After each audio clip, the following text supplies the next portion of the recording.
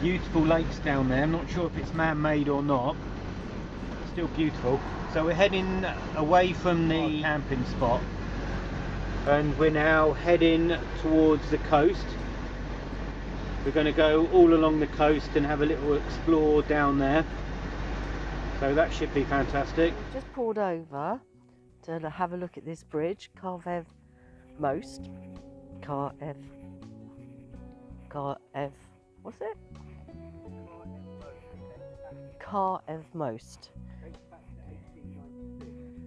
Yeah, so it dates back to 1986. I'm not listening to him. It's my cold. I've got a really thick head. Don't answer that today. So I'm not thinking straight, but look at this bridge. And then we just look over here. Isn't that lovely? And I know exactly why Mark said we wouldn't park here for the night, because I'm just going to drop the camera down. Come on, people, if you're watching this, there's no need for it. Why? Karvev Most, a bridge built in 1896, is a monumental historical bridge near Nixik, a state-protected landmark despite not actively being used nowadays. It was Montenegro's biggest project at the time, with work completed by both commercial builders and the military. By order of Prince Nicola, each pillar contains a gold coin within. There are 18 spans in total, with a length of 270 metres. So this was the old palace of King Nicholas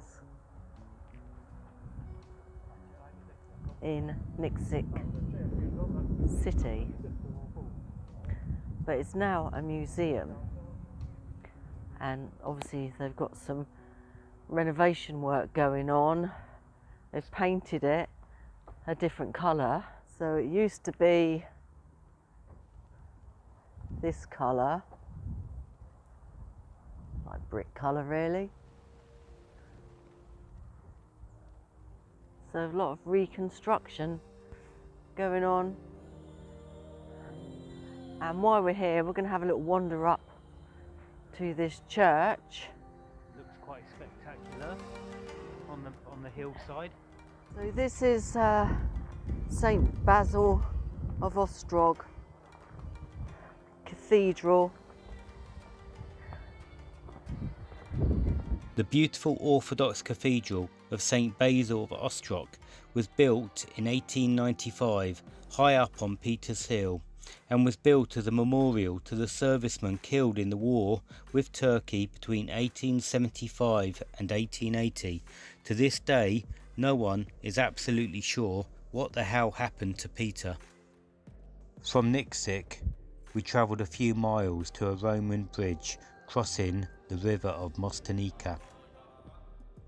Mostenica Bridge, the Roman bridge across the Mostenica River near Nixik, is one of the most important buildings from the Roman period. Built in the 3rd century, it contains 6 arches 5.5 metres wide. It was badly damaged during the Second World War to stop the passage of the Italians, and restored in the 50s. The river itself has since dried up. The bridge is built along an old Roman road. Traces of settlements exist with traces of foundations of individual buildings near the bridge. The bridge is in use to this day. From here we left to try to find a park up for the night. So we're at this lake now, man-made lake, just outside Nixik. We were going to stay here tonight, but we think we found a better lake and a better area we can stop. It's quite limited here, but it's amazing how low the water levels are for this time of year.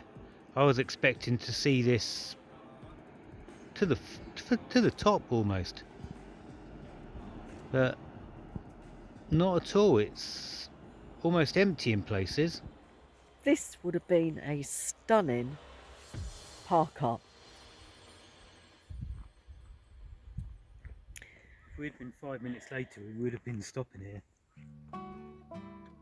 It would be a little bit disrespectful to the landowner to do Yeah, so. we think the chap that we've met on the way up was saying to us that this is his land. So we were saying, well, we'll come down and have a look, and he was saying, so yes, but obviously in his language, Montenegrin. And then we'll turn around and go back to that car park that we pass. Obviously, we don't want to sort of be cheeky and just park up here. Then he comes back and finds us. That wouldn't be very good, but yeah, we missed the sunset. The sun just quickly dropped behind the mountain there. But what a fantastic park up this would have been. Beach down there. We're going to have to turn around and go back to that car park. So this is quite a bit of a steep. Can't really see how steep it is. Not really sort of showing really as we go down. So we're going to stay in these car parks here. We can't get into this one because of all the rocks there. But we can get into the other one, so that's where we're going to spend the night. There isn't anybody living in this house here. We're going down slowly so we don't round the tail end of it. Yeah, close. It was close. So this is where we're going to park for the night. We've left a little bit of room at the back just to give us a bit of manoeuvre in case we need to reverse back to get out of a situation maybe, who knows. So we always got to be prepared like that when you're wild camping. So this car park doesn't look like it's been used for a long time, but you never know if it is a meeting place for anybody later on in the evening, so you always got to be a bit wary about that. There's like a basketball pitch here. Doesn't look like it's been used in a long time, but you never know. So yeah, we hopefully will have a quiet night, and we'll let you know what it's like in the morning. This dog's just come to check us out this morning. Yeah, a little cutie. Wondering what. So we've got a lot of goats coming up. Followed by a couple more dogs by the look of it. Lots of goats. Oh, and a cyclist. More goats. Don't see that every morning, do you? Lots of goats. 3 little dogs following behind. I don't know if they're part of it. Hello. Look what we've just found. Opened up the door to... Hello. Do you want some biscuits? Got a taggy. Said he's got a tag. Say hello to the camera. You good boy. Aww, he's a good boy. Good boy. Lovely. Were you one of the barkers last night? Yeah, I reckon you were, weren't you? Hey, were you the barky dog? Would you want some? Do you want something to eat? Where are they? So this is where we did stay all night last night. So no problems, no trouble, which is lovely. He's lovely, isn't he?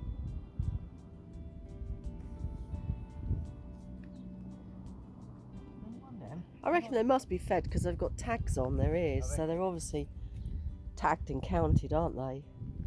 He's nearly as big as you.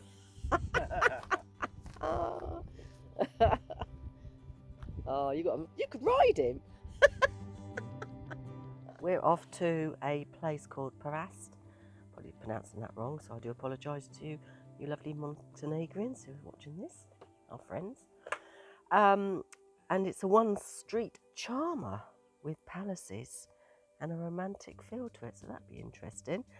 And then depends how long we take round there, we're then going off to Kotar and have a look round there. So here is the one street town. Vista'S is an old town in the Bay of Kotar, just a few miles from Kotar. It dates back to 1336 with a rich history, having many rulers, and in 2006 the city became part of independent Montenegro. And you end up in somebody's back garden in a minute.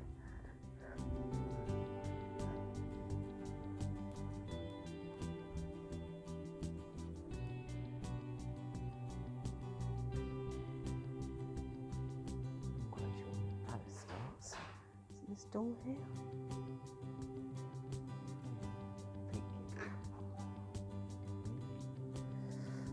It's so nosy.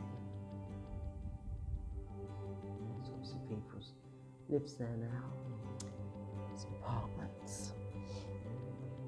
I love the old stone floor, the whitewashed doors, your ironwork. Just love it. All authentic. Lovely.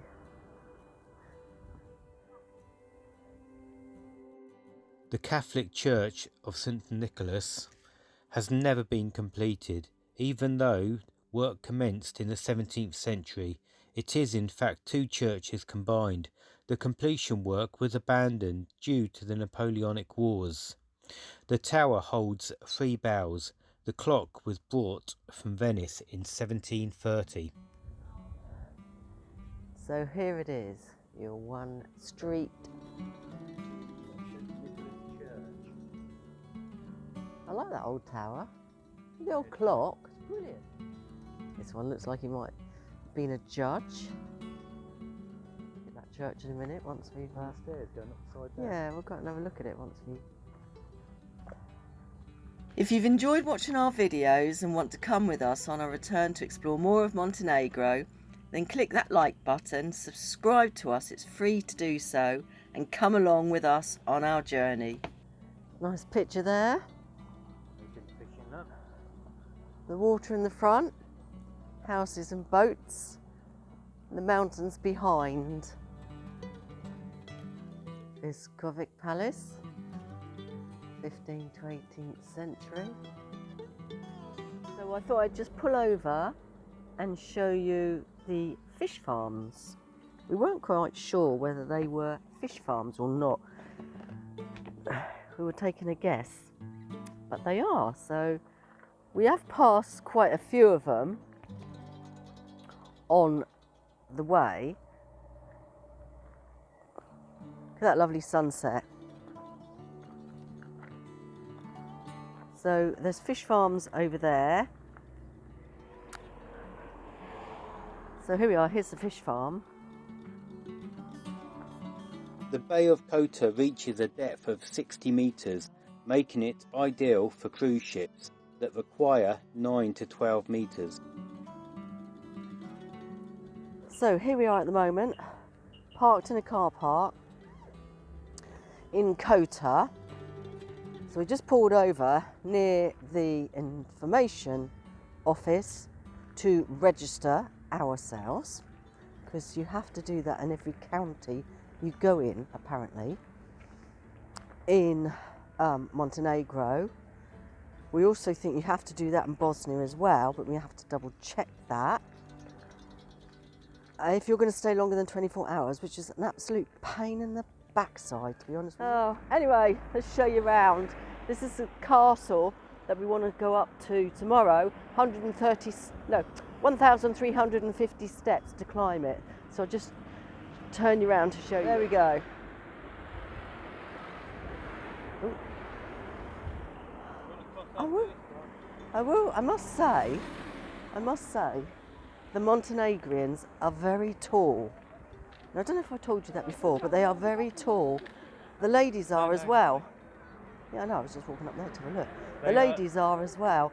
They're actually taller than me, most of them, which was a surprise to me. The children are taller than you.